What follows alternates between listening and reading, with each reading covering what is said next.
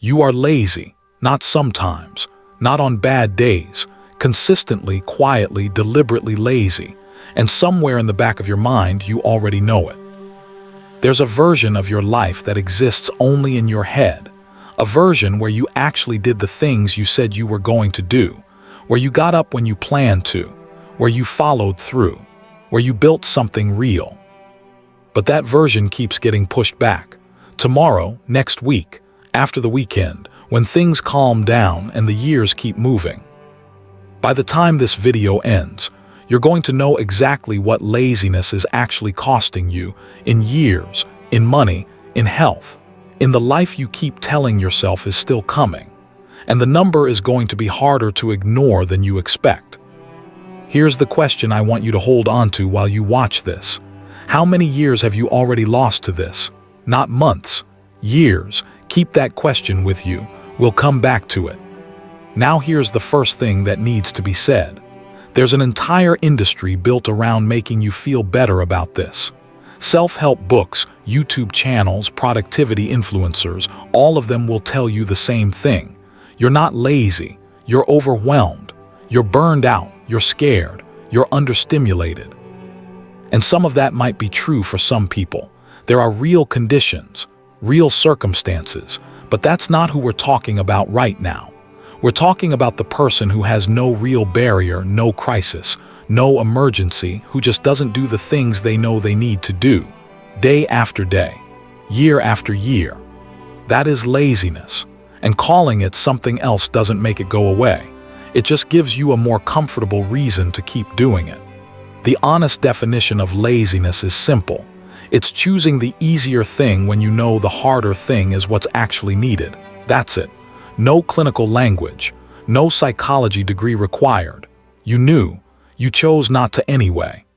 Let's talk about what the numbers actually say, because most people have no idea how deep this goes. The average adult loses over 3.5 hours every single day to laziness and procrastination. That's 218 minutes, not to rest, not to recovery, just to nothing, scrolling, delaying, sitting with things that were supposed to get done and didn't. 3.5 hours a day adds up to 55 full days every single year. 55 days, completely gone, not used, not invested, not even enjoyed properly, just lost. And it's getting worse. In 1978, about 5% of people identified as chronic procrastinators. Chronic meaning it's their default setting, not just a bad week. Today that number is 25%. It has quadrupled in less than 50 years. 1 in 4 people around you right now is locked in a permanent pattern of not doing what needs to be done. In the workplace, 45% of workers admit laziness is affecting their job performance at least once a week. Not occasionally, every week. And 40% of people, nearly half, have directly lost money because they didn't act when they should have. A missed investment, a late bill, a job they didn't apply for, opportunities that had a window and the window closed. And physically, this is where it stops being about productivity and starts being about survival. A sedentary lifestyle, the physical expression of laziness, doubles your risk of dying early. Not slightly increases, doubles. 2 decades of consistent inaction and your body starts paying for it in the most final way possible. The World Health Organization has linked physical inactivity to 2 million deaths globally every year. 2 million people dead partly because they chose not to move, not because they couldn't, because they didn't. And here's the thing, we haven't even gotten to the part that really costs you yet. Because everything I just told you is the external damage, numbers on a page. What's coming next is what it actually does to who you are. And that part is a lot harder to recover from. Let's talk about what nobody around you is going to say to your face. Laziness doesn't just slow your life down, it changes what you think of yourself. Slowly, quietly, without you even noticing while it's happening. Every time you say you'll do something and don't, you make a small silent withdrawal from the account of your own self-respect. You might not feel it the first time, or the 10th time, But by the 100th time, the 500th time, you've built an identity out of not following through. And that identity is the most expensive thing laziness takes from you, because it starts to feel like who you are instead of what you've been doing. That's what the research actually found. 94% of people who describe themselves as chronic procrastinators say it makes them unhappy. Not sometimes, not on reflection, actively, consistently unhappy. Yet 94% of the same people keep doing it. That gap right there, between knowing something is destroying you and doing it anyway, that is what laziness looks like from the inside. The cost to your relationships is just as real. Lazy people are harder to rely on, not because they're bad people, because they've built a pattern where the people around them have stopped trusting that things will get done. Partners, friends, employers, family, all of them quietly adjust their expectations of you downward. And once someone has decided what you're capable of, it takes years of consistent behavior to change that. Most people never get those years back. And financially, compound interest works in both directions. When you invest early, it grows. When you delay starting, the gap between where you are and where you could be grows at the same rate.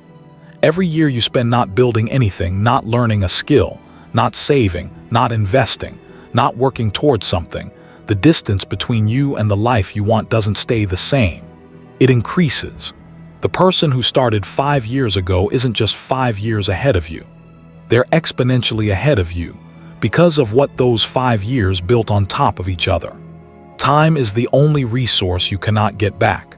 Money can be earned, health can be improved, relationships can be rebuilt, but the year you wasted last year is gone, and the year before that, and the one before that. So here's what you're going to do, not eventually, starting today. First, stop negotiating with yourself about whether you feel like it.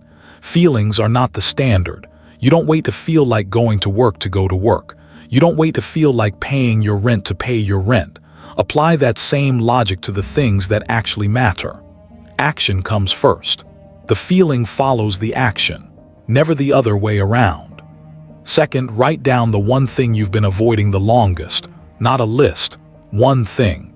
The thing that keeps appearing in your head and keeps getting pushed back. You know what it is. Tonight you do the first step of that thing. Not the whole thing. The first step. And you do it before you allow yourself any comfort.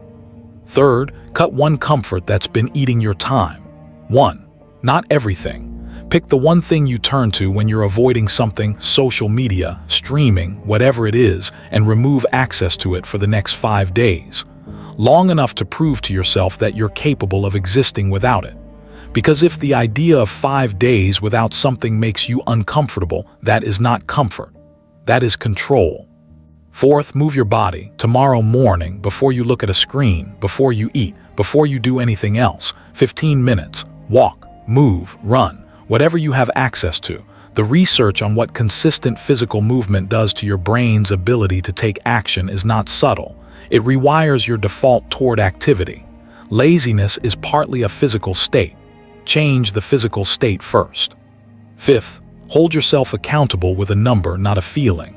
At the end of every day, write down how many hours you actually worked towards something that matters, not how hard you felt like you worked. The actual number. Most people who do this for 1 week are shocked by what they find, because the gap between how productive they thought they were and how productive they actually were is enormous. You need to see that gap clearly before you can close it. You asked yourself at the start of this how many years you've already lost to this. Be honest with that number. Really sit with it, because here's the answer.